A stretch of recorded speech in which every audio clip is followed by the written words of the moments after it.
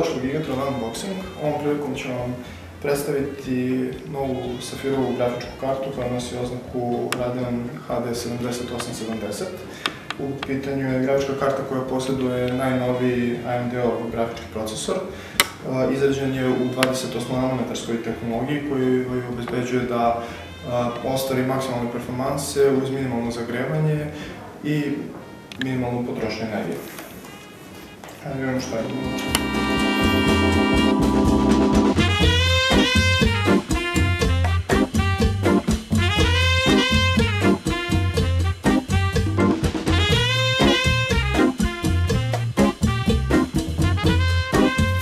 U pakovanju se nalaze disk sa driverima, uputstvo, kartica za članstvo u safirovom Select klubu i naravno grafička karta.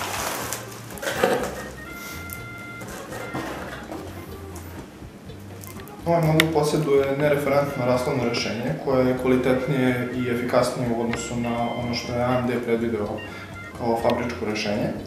Posjeduje dva velika ventilatora, 4 bakarna heat pipe-a i generalno ostvaruje jako dobre performanse na polju niskog nivoa buke i zagrevanja. Ovaj model posjeduje 2 GB GDDR5 memorije i grafički procesor sa 1280 stream procesora, sa čime je u klasi sa GeForce GTX 580, od koga je daleko efikasnije rešenje. Ova grafička karta posjeduje podrške za sve najnovije standarde poput DirectX 11, Shader Model 5.0 i OpenGL 4.2, što će vam obezbediti igranje najnovijih igara u punom njihovom sjaju, čak i najnovijih naslova u visokim rezolucijama poput Full HD ili većim. Ova grafička karta posjeduje DVI, HDMI i 2 mini display port izlaza, sa kojima je moguće napraviti setup od 3 monitora i na njima se igrati u isto vreme.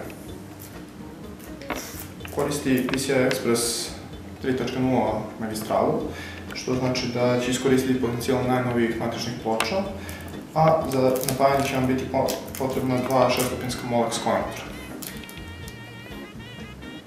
Safir je osim osnovne opreme obezbedio niz drugih adaptera koji slučaju da neki od njih u nekom momentu zatreba. Ovo je DVI to VGA, jedan crossfire mostić ukoliko želite da pravite računar sa više od jedne grafičke karte i dva adaptera koji 6-stupinski Molex se pretvaraju u klasičan 4-stupinski ukoliko ih nemate na vašem napajanju. Tu je naravno i jedan mini DisplayPort to DisplayPort adapter koji će vam rešiti probleme ukoliko nemate adekvatan kabel za vaš monitor. Iako ova grafička karta posjeduje 28-nanometarski grafički čip koji je nevjerojatno efikasan, ipak je potrebno obezbediti kvalitetno napajanje jer je deklarisana potrošnja ove grafičke karte 175 W, što znači da biste morali imati barem 550 do 600 W napajanje da bi ona normalno funkcionisala. Zahvaljujem vam što ste gledali Gigatron Unboxing video. Ovaj proizvod možete kupiti u bilo kojoj od Gigatronovih prodavnica.